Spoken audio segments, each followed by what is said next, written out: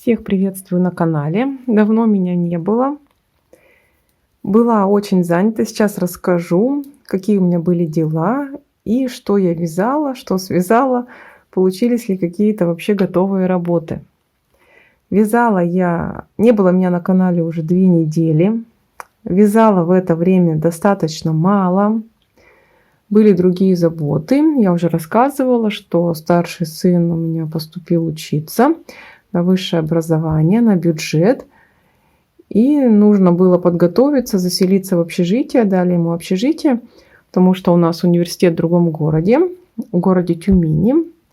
А мы живем 70 километров от Тюмени. И вот нужно было решить вопрос по общежитию, там подвести все документы, что-то туда купить, там кастрюлю, сковородку. В общем, кучу всякой утвари кухонной и так что-то, какую-то и одежду, где-то что-то подкупить. В общем, было вообще не до вязания, не до канала, вообще не до чего. Тем более нужно было еще младших детей в школу собирать на 1 сентября. У меня дочка пошла в 1 класс, и сын пошел в 5 класс. Поэтому было очень много забот. Сейчас даже вам, кстати, сюда вставлю фотографию, какие они у меня были красавцы. Очень нарядные, очень довольные, с такой легкостью, знаете, пошли на 1 сентября, что не было чего-то такого, ой, неохота в школу, как-то какая-то грусть, тоска. Они пошли очень довольные, очень веселые. Я тоже за это очень рада. Как-то с легкостью сходили уже в пятницу в школу. Сегодня у нас суббота, уже достаточно такой поздний вечер. Дети уже у меня спят, младшие. Я решила записать такое небольшое видео. Все-таки рассказать, что я сейчас вяжу. Я уже говорила, что это у меня будет панама. Я уже начала вязать поля этой панамы. Не знаю, что тут получится, что-то из нее красивое или нет. Добавила такой узор сюда небольшой. Вообще панаму я эту планирую носить с сумкой-авоськой. Я себе тоже недавно связала. На нее нету бесплатного видео мастер-класса. Есть платное описание. Сразу же цвет потерялся. Цветопередача. Но это такая большая авоська на ручках. Очень удобно, очень классная такая сумка для похода в магазин или какая-то пляжная. Я вот планирую ее использовать как пляжную. Я вам сейчас сюда, кстати, видео поставлю, чтобы было более лучше видно эту авоську. И мы скоро собираемся ехать в отпуск в Сочи. И я к этой авоське хочу связать панамку, чтобы ходить, да, на пляж с авоськой и в панамке. У меня бы был такой комплект. Но не знаю пока, что выйдет из панамки. Мастер-класс я по ней не снимаю. То есть просто ее так вяжу. Она у меня даже, это вязание, где-то с собой в машине лежит. Там пока едем до работы, я что-то повязала. Там пока с работы едем, что-то повязала. Вот, кстати, когда в Тюмень ездили, что старшего сына увозили в общежитие, тоже брала ее с собой в машине, вязала. Поэтому мастер-класс по ней я не снимаю. Но я думаю, сейчас панамки не очень актуальные к зиме. Поэтому и даже смысла нету делать по ней мастер-класс. Ну, может быть, если что-то из этого получится красивое, то сделаю небольшое описание для вас. Вот панамочку я эту вяжу, как и сумку, из одной и той же пряжи. Это Vita Charm или Charm. И вяжу крючочком. Панамку крючочком 3,5, а авоську я вязала крючком 4. Более рыхло. Панамку все-таки она должна быть поплотнее, держать форму, поэтому я взяла крючочек 3,5. В общем, будем смотреть, что из этого выйдет. Интересного или не очень. Поэтому панамка пока вяжется, пока мне непонятно. Так я на себя примеряю ее. Пока она очень странно смотрится, да, как какая-то тюбетейка, потому что нет полей, и очень сложно оценить вообще, что-то хорошее получается или что-то не очень. Грубо говоря, придется просто довязать до конца, и только тогда я пойму, какой-то этот проект вообще хороший или не очень. Но вязать, пока есть желание, хочется. Хочется связать эту панамку. Посмотрим, что получится. Я, кстати, знаете, как размеры, ну, примерно рассчитала. как обычную шапку, эту панамку, а потом просто взяла готовую панамку и измерила. То есть измерила вот этот диаметр донышка, измерила высоту тули и измерила потом тоже ширину полей. И больше ориентируюсь вот на готовую панамочку, потому что она по размеру мне хорошо подходит. И я здесь вяжу точно так же, под тем же самым размером готовой заводской шапочки. Очень такой интересный узор. Мне кажется, он напоминает какое-то соломенное плетение. Здесь такой небольшой, более легкий, ажурненький даже узор. Мне очень еще нравится изнаночная сторона. Я прям даже вот думаю, что мне кажется, что изнаночная сторона красивее, чем лицо. Посоветуйте в комментариях, на какую сторону вы бы носили эту панамку. На лицо или на изнанку. По изнанке очень необычный узор получается. Мне кажется, она даже красивее смотрится. В общем, буду вязать, буду смотреть. Вы тоже напишите в комментариях, как вам нравится больше. Это у меня, в общем, работа в процессе. В последнем видео, которое я снимала, у меня было связано только небольшое донышко. И сейчас он вот таким образом продвинулся. Сейчас покажу вам готовую работу. Я вязала детскую шапочку, шапочку бини. Она двойная, с отворотом. То есть на ушках получается у меня даже тройной слой. Я еще сделала вот такую вот снежинку из бусин. Это просила у меня дочка. Она хотела шапку со снежинкой. Я макушку немножко вот так прихватила, пришила, чтобы она всегда красиво сидела. И дочка, даже когда будет сама надевать эту шапочку, у нее, то есть макушечка всегда аккуратно ляжет. Обычное закрытие у меня макушечки на 4 клина. И шапочка бини, она удлиненная. Помаялась я вот с этой вот снежинкой. Во-первых, нужно было сначала ее придумать, чтобы она была красивая. Много было вариантов. Потом, видите, как она пришита, то есть саму нить вообще не видно, потому что это специальная такая мононить. Она прозрачная, ей достаточно сложно работать из-за того, что ее плохо видно. Но результат очень классный. Я, короче, когда начала делать эту снежинку, не могла найти мононити. Думаю, ну, возьму просто белую ниточку, пришью. Начала пришивать белой ниточкой. Ужасно некрасиво. Как-то все топорно. Все как-то не так. Давай распускать. Потом начала искать мононити. И она нашла. Она просто закатилась у меня в угол шкафа из обычного места, где я ее хранила.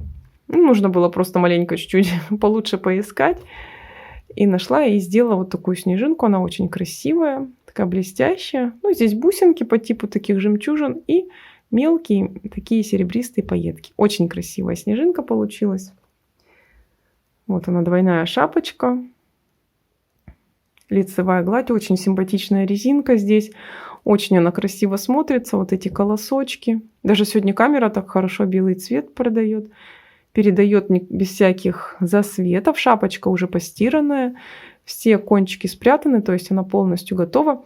Я вам даже сейчас видео покажу. Дочку я снимала в этой шапочке. Even when you feel low, you can still go. Even when you feel slow, you can still go. Even when there's no hope, you can still go. I never answer to no, man, I still go. Go, go, go, go, go, go, go, go, go, go, go, go, yeah, go, go, go. Hustle hard, hustle every single day. I'll be making moves till I'm buried in my... Смотрите, шапочка у меня готова, а дочка мне вот такой браслетик сделала из бусинок. Такой милый, нежный. Сказала это мне, вот, мама, носи его на работу. Ну, на работу, наверное, я, конечно, носить не буду, но здесь решила надеть и вам показать. Она очень старалась, так долго делала, у нее несколько раз рассыпалась, то есть буквально осталось там завязать кончики, у ней просто сыпались эти бусинки, она подбирала цвета. Поэтому ношу браслетик. То есть я ей сделала шапочку, она мне браслетик. Еще у меня лежит эта пряжа молочного такого оттенка или какой-то слоновой кости.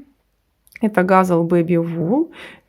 Я буду вязать еще в комплект снуд к этой шапочке. На шапочку у меня ушло 100 грамм и буквально там, не знаю, еще, наверное, метров 5. Вот чуть-чуть не хватило, можно сказать, вот просто закрыть макушку.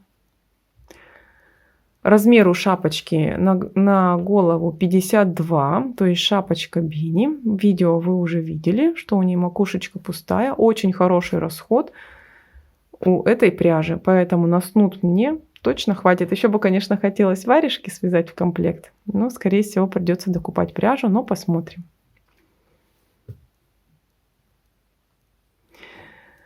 Все уже видео по этой шапочке отсняты. Нужно садиться делать мастер-класс. Надеюсь, что в течение недели я все-таки сяду и буду делать мастер-класс, потому что сейчас уже сезон. Нужно вязать теплые шапочки деткам. И она как бы вроде такая шапочка-то как бы и уже взрослая, и вроде бы еще и детская. То есть как раз вот для девочек-школьниц.